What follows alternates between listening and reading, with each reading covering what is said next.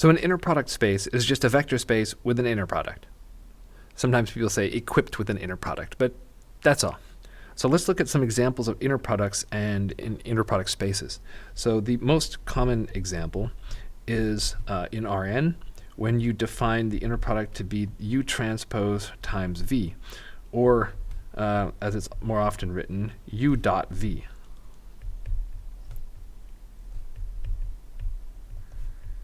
So this is an inner product on Rn. It's sort of our prototypical canonical inner product and the one that these other ones are modeled after as generalizations of.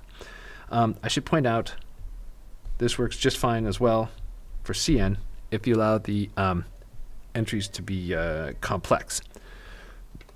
And so you can do generalizations of this though. For example, if you take a matrix, which is an n by n matrix, and if it satisfies a couple properties, so if the transpose is the conjugate, which is automatically satisfied for any matrix with real entries, and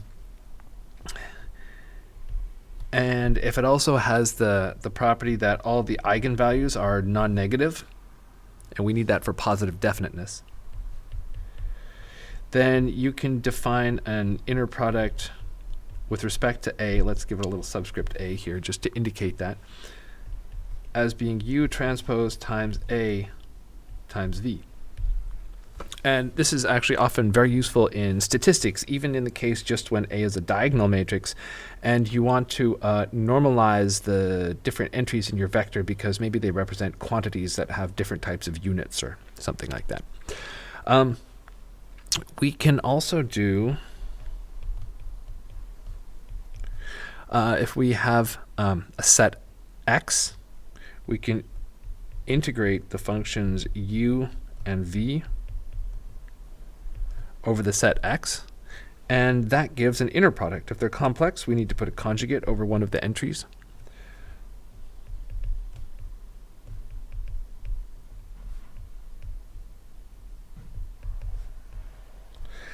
And then we need to say what space of functions we're looking at. Let's, for the moment, just say C of X. So this is the continuous functions on X. I'm being a little loose with technical details, but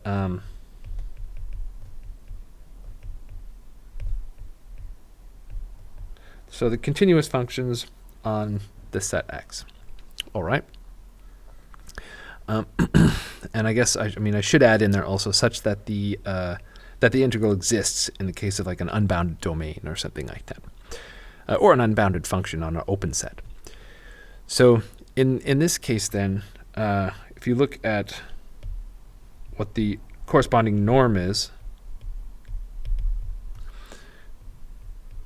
the magnitude of the function U is the integral of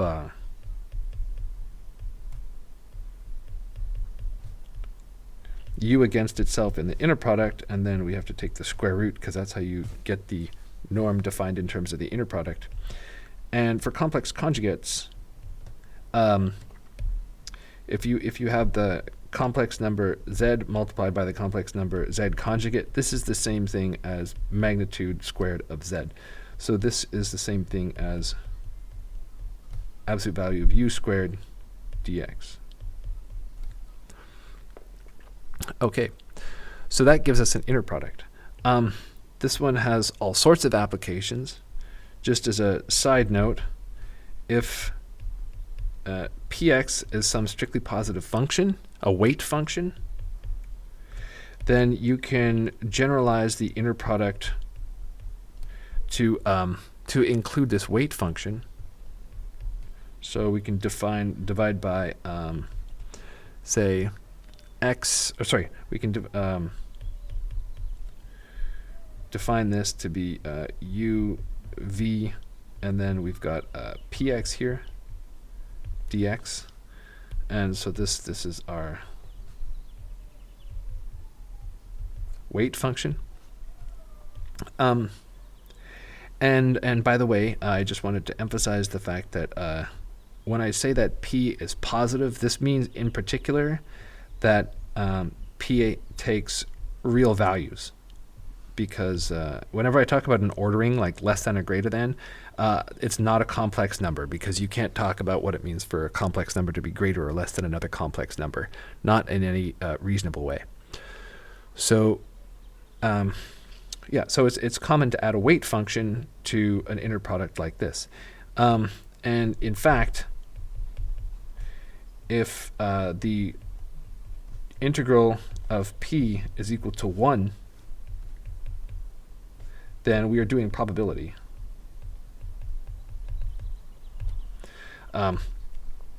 And then these inner products have other meanings. For instance, the inner product of u and v is actually the covariance of u and v, and the magnitude of u is the standard deviation of u. Anyway, just a little side note. One of the most important inner product spaces for this class is going to be what we call L2 of x. And I don't think the book, actually the book does mention it. They don't really say what it is, but they sort of hint at it. And so this is the collection of all functions on x with real or complex values. And excuse me, the requirement is that the integral of magnitude f squared, or norm f squared, be finite. And so this condition on the integral here, this is exactly the same as saying that the magnitude of f, which in this context is often denoted with a little subscript 2 for the fact that there's a square in the integral there.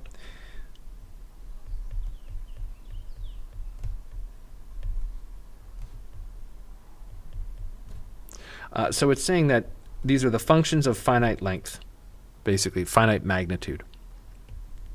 Okay, so this space has a very important property. It's called complete.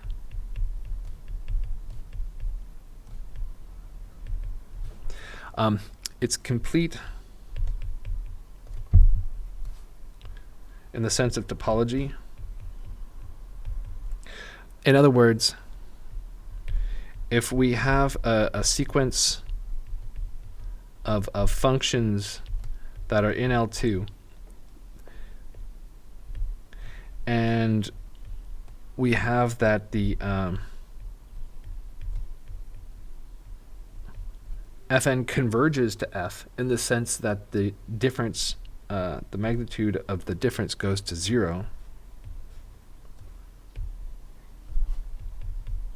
then it follows that f is necessarily in L2 as well. So in other words, if you have a sequence that's converging, a sequence in L2 that's converging to something, the thing it's converging to is also in L2. That's the completeness. So there's no holes, sort of. This is often phrased as saying that L2 is a Hilbert space.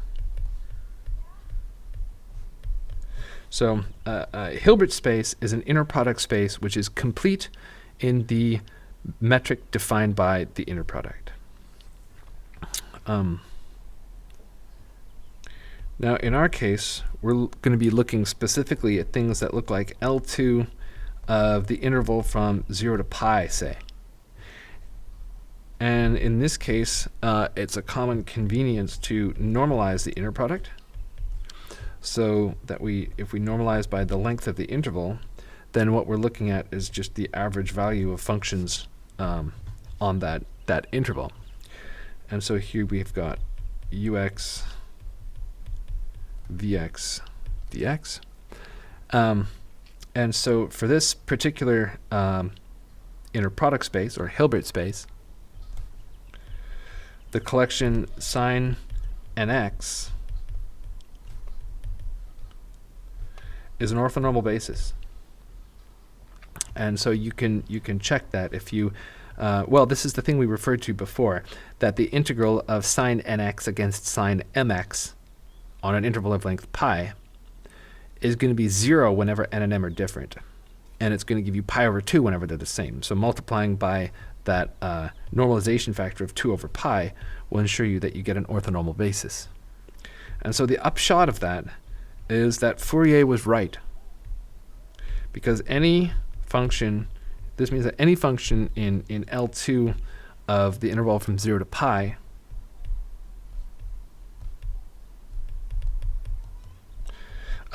can be written as the sum an sine nx. And even better, there's a nice, easy way to compute the ans. We just project f onto sine nx because it's a unit vector. And the formula for this is given by taking the inner product of these against each other, which is that integral, because that's how we define the inner product.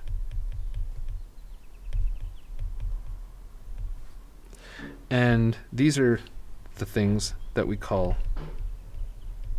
Fourier coefficients. And so this class L2 is really broad. It includes all the continuous functions on 0 to pi, but also many, many more things. Piecewise continuous, but even nastier, crazier things than that. So that means that it takes a little bit of work to find an f sufficiently nasty that it cannot be used as the initial condition for a heat problem.